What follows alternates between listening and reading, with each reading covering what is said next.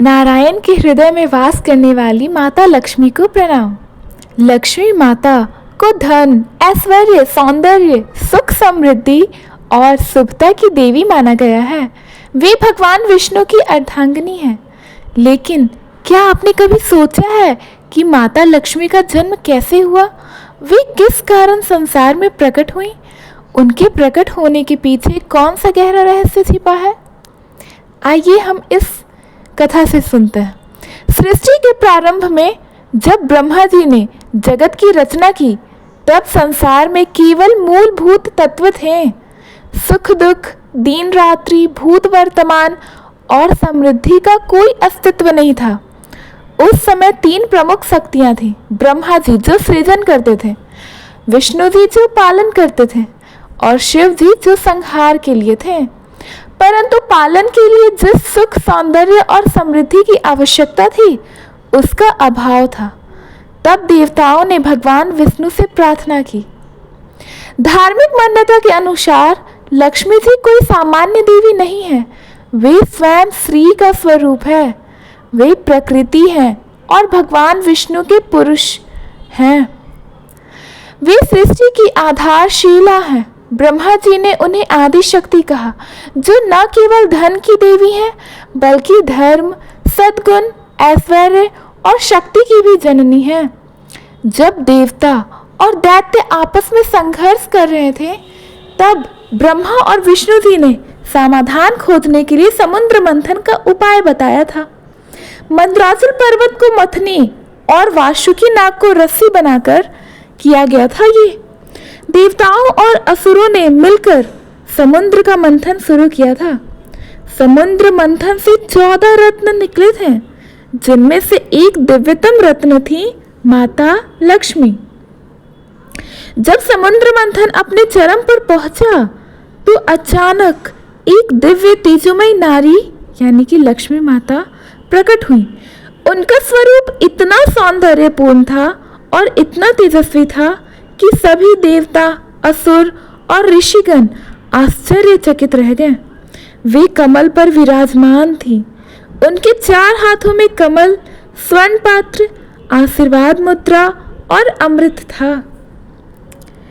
उनके प्रकट होते ही अंधकार दूर हो गया, समृद्धि का संचार हुआ, असुर भयभीत हो गए, देवता आनंदित हुए।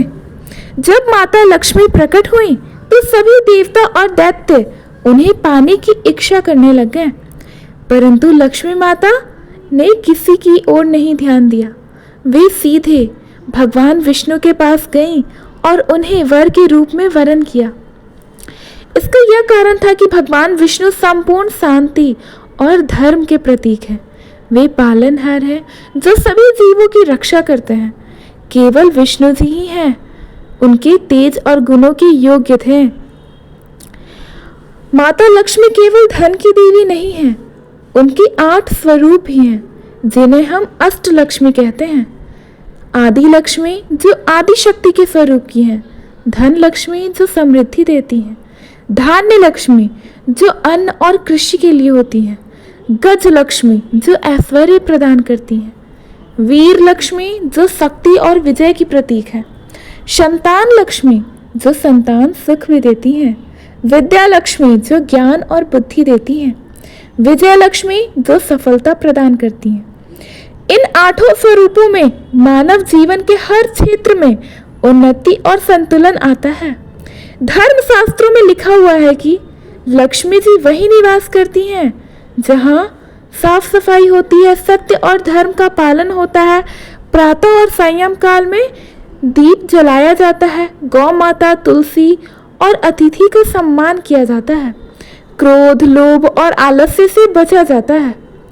जब मनुष्य अहंकार, अधर्म और आलस्य में डूब जाता है, तो लक्ष्मी माता नाराज होकर वह घर छोड़कर चल देती हैं।